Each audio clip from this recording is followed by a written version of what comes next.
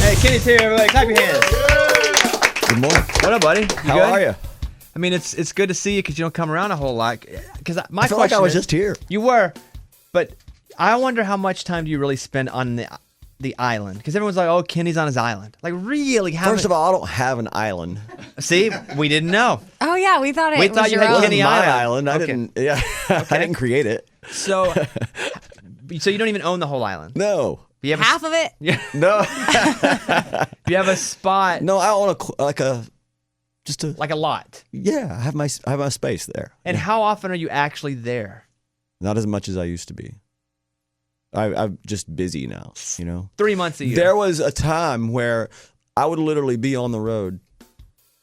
That I was so busy from I'll say 2000 to 2008. I was literally so busy on the road. And then I would leave the tour and then I would go south. And so I wasn't in, there were 2 or 3 years where I never was in Nashville really, just for a couple of days. I would literally pack to come home because I was either there or I was on the road. Do you feel like the island is kind of become a bigger thing about you than it really is? Like everyone just goes, Kenny in the island, Kenny in the island. Oh, I think it's very much an authentic part of my life. It has become a huge part of my music, and my creative spirit and my soul. But yeah, I think there's I'm not there as much as people think I am. I work really hard, and I'm on the bus a lot. Yeah, we're just picturing you like with your shirt off, always. no shoes, Yeah, I know. drinking rum. Getting no service. I think people are stunned to know, how, especially when I'm preparing like now, like before I go on the road, I don't have any alcohol. I don't eat carbohydrates after 5. So I'm so healthy preparing to go on the road just to get into shape. It takes a lot of work to get in them show jeans. I'm interested in that. So Kenny Chesney's here. Yeah, tell us more. So how often do you work out a day? How many times hours a day? I've had the same trainer for 17 years now. Wow. Are you his only client? No. Oh. No, but his name's Daniel, and Daniel and I have been working together forever, but this is the time of the year where I don't really like him very much. He's hard on you. Yeah, it's really tough.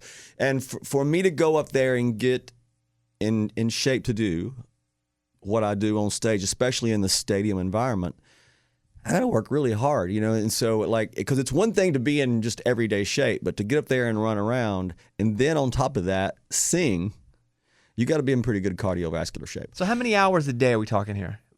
Oh, I only work out an hour a day, but it's a tough hour. You ever box? No, but I want to. I used to box years ago as part of my training, and people they don't realize how hard that is. Just to hold your hands up for to do a round for 3 minutes, and it's really tough. So that's a really good workout. But I haven't. For one reason or another, it's just not been a part of my training. What about fist fights? You ever punch somebody with your fist? Because I box, I've never actually punched somebody with my fist. I don't think I've ever. Have you ever punched a face with your fist? No, I've never hit another person in my life. I'm so curious about doing that because it hurt. Well, come over here and hit me and see how it feels. I'm not doing that. That's a big old lawsuit right there. No, see, I'm pretty safe. I wouldn't even sue you. But no, I'm more of a lover than a fighter. I've never felt the need to hit another person ever, no matter how mad I was. Oh, that's a good question. Have I been hit? Yeah. Yes, once. Oh, what did it feel like? Because I never been punched straight up either. Well, I mean, they missed a little, but let me take that back. I did hit a person once, and it was in the middle of my show, believe it or not. And this just goes to show you how much things have changed. That used to be part of the show? Because I used to have to get the crowd, yeah. So this was 2005, and it was the first year I played the Pittsburgh Steelers football stadium. And that year, I came up on my entrance to the show was in the middle of the stadium where the soundboard is. And then at the end of the show, I thought it'd be cool if I just walked through the crowd to the stage. And it was a little cheesy looking back on it because I had security around me, and you kind of look like a boxer going through the crowd. But, the fans liked it, I thought, anyway. So halfway to the stage, this guy grabs me by the knees and picks me up and squeezes me and holds me up in the air in front of the whole stadium. And I just reacted, and I went, pow, and I hit him as hard as I could, all force, going down right on his mouth. Oh, I mean, I hit him right in the gosh. face really hard. He let go immediately? In front of 60,000 people, right? And I'm thinking, you know, I mean, I'm thinking the whole first couple of songs, I went, this is great. I'm going to do this whole show, and everything I make tonight, I don't have to give to him. You know? So, but that just goes to show you how much our culture has changed, because you can't find that anywhere. No, it was before everybody had a phone in their hand. Oh, yeah, good Right? point. 'Cause So that no would've one been has footage of this. viral. It's not on Nobody. YouTube. We have it. Yeah. My guys, and I couldn't believe it. And I ended up talking to the guy. He was scared that I was going to sue him somehow. You know, so we didn't, nobody pressed charges or anything. But that's the only time I've ever hit a person. And I just reacted. I couldn't believe it that he did that. And I asked Joe Walsh was on. From the Eagles? From the Eagles. Yeah. Was, believe it or not, a part of our band that year sporadically. And Joe and I were talking about that incident after the show. And Joe's the only person that talks exactly like he sings. I mean, he talks like this.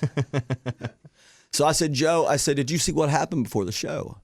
And he goes, yeah. And I said, well, what would you do if somebody picked you up by the knees like that as you were walking, you know, trying to get to do your show? And he goes, I would ask him to take me to the stage. So, I mean, sometimes it is just that simple. When you play a stadium like, I'm assuming it was Heinz Field in Pittsburgh, is that where you play? When you play a stadium like that, how do you try to make sure everybody stays in on the show? Like, do you set points where we you have turn to it up really loud. No, I'm just kidding. I mean, it is loud. Like, I've been to a show, loud. but how do you make everyone feel like they're part of it? Because you got people up in section L, over down to the left in section J. Well, I have this ritual that I do. We get into a stadium market on a Friday morning, and I take a golf cart up to the top of the stadium, and I go up there and sit. It's really a time for me to mentally and emotionally measure how far I have to go to reach people that are sitting up there, because I know what it looks like from stage. But I want to know what it looks like from up here. I want to see how far that is. So when I'm back on stage, I can visualize that. Yeah. And that's a big part of it. But also I think that honestly, I think that it's a God-given computer chip to where I can communicate with those people, you know? And so I don't know really how to explain it, how I do it, but other than that, you know, but I do take the time to measure, mentally and emotionally measure, you know, what it's like to be those people up there. Let me hear this song. Let me see the energy I get. All right. Get along down the road. We got a long, long way to go. Scared to live, scared to die. We ain't perfect, but we try. Get along while we can. Always give love the upper hand. Paint a wall, learn to dance. Call your mom, buy a boat, drink a beer, sing a song, make a friend. Can't we all get along? Digging the energy. Happy energy, Yeah. positive energy. Yeah. You know, a lot of songwriters give you credit because, and now one of my close friends is a writer on this song, Ross Copperman. And a lot of the songwriters that I talk to, because I do a show with songwriters, and they go, you know what? Kenny is one of the biggest advocates for us because it's always just about the best song with Kenny. Like, he just doesn't matter. He wants the best song. Well, that's true. But I guess it's because my life hadn't always been this way. You know, I came to town and got into this business as a songwriter first. And I always had dreams of doing what I'm doing, but, you know, I was a songwriter, and I respect the creative people in this town a lot. But for me, I've always had that mentality. I was around a group of guys when I first got to town, when I signed at Acuff Rose Music, that were great songwriters. And I had this level of taste that was burned into my brain, you know, of what was acceptable and what wasn't. And I think that's a big part of it, you know, because I was taught from the moment I got into town that music is very powerful, and I've always felt that way. Do you have guys that you lean on and you go, hey, when you write this, if you write something, you think of me, you send me that song right away? Yeah, well, I say that to everyone. I said, here's my email, send it. But yeah, we all have a group of, I have a circle of people that you know, that I've written with over the years, or that I'm really good friends with, and that's the beauty of being around in this town, as like I have been for a while now. You have a lot of great relationships with a lot of really smart, creative people, and that's how I found Get Along. Josh Osborne and I think it was Josh or Shane or Ross, one of the three, sent me the song just randomly, and I went, oh wow, this is really great, because I felt that a lot of us are just inundated with negativity in this world now, and if you watch enough TV, there's just a lot of, I don't know, it's 180 degrees on what this song says. And it was just a perfect, I felt the message of this song was just perfect, for how I was feeling. It really struck a chord with me. So what does this all mean for you? We have your new song, but so what's coming now? And has something changed since you've moved teams? I mean, what's happening with Kenny in the next year? Oh, well, I'm getting ready to get busy. I mean, we're in rehearsals right now. We are,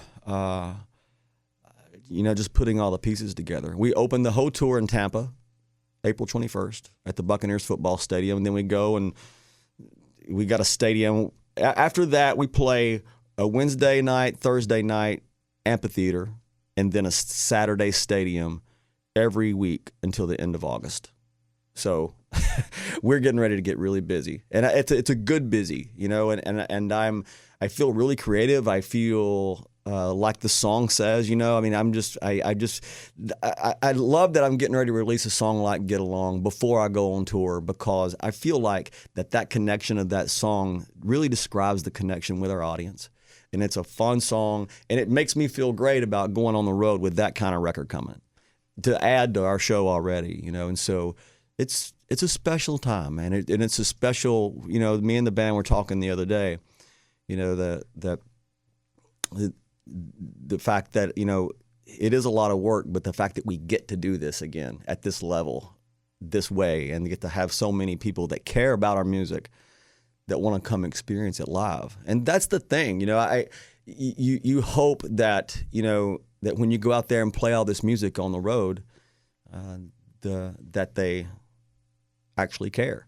And the audience that comes to see us, you can tell that they care, and they're really passionate about being there. So you go and you play stadiums. My question is always, it's got to cost a lot of money to rent a stadium to practice in, right? Don't you have to rehearse in a stadium? We do. Like, what we'll do is we'll go. I mean, we're rehearsing in Nashville until right up before the ACM. Like Titan Stadium? No, we're at a big indoor facility. Now we won't put up the whole stadium setup in that facility. But what we'll do after the ACMs, we go to Tampa. And we're there for a solid week rehearsing in their football stadium. You'll use that stadium. So we have the majority of it put together, and the bits and the pieces and the blueprint, but you really don't know what you have until you put it all up and work on it. So that's what we'll be doing. And then we're there Tuesday, Wednesday, Thursday, rehearsing all day and putting that stuff together during the day. And at night, we'll actually run through the show, because you got to wait till it's dark to do all your light stuff. And then I think Friday night we give because Thomas Rhett is going to go out with us on the stadium runs, and he's going to have the Friday night to do all his stuff. And then next thing you know, we wake up and it's Saturday and it's show day. It's but like you got to pay day. rent on all those nights you're using the stadium, right? Yes. Jeez, come on. That's crazy. Cost of doing business, Bobby. I guess so. I need to do more. What about the beach am I not getting? Because I just don't get it. The beach. I go to the beach and I'm like. Well, it depends on, maybe you haven't been to the right one. I guess I haven't. No beaches to me have ever been fun. You know what I did? Let me tell you if you think this is cool or not. I went and got on one of those boards. There's paddleboarding, stand-up paddleboarding boards. Yeah. Okay. So I strapped this strap. You know how you have to strap it to your body so the board doesn't fly off. Yeah, your ankle. So I strapped it to my wrist, right? Yeah. Your wrist. Yeah, because I'm stupid and I don't know the difference. And so I can never fully stand up because it's got me tethered to the bottom of the board. Well, that might explain like yeah, I think so too. I don't your like relationship. Yeah, my awkwardness at the beach with probably coastal explains. communities. Yeah, maybe that's it. Yeah. I think we just talked our way through it. Hey, it's good to see you again, my friend. Good to see you too, man. Thanks for having I'm me. gonna try to come out and see one of these. Come whenever you want. These little club it's shows gonna be you have. rocking. Yeah, these small theater joints you have. It's going to be a fun summer. Hop over to Kenny's website and you can see all the dates. Long, long down the road. We're gonna play this song in its entirety here. Get along. I've been playing it all morning, by the way. But Scared to live, scared to die. on this, I'll bid you farewell, my friend. All right, buddy. Thank Good you to for see you. having me. Kenny Chesney, See you later. everybody.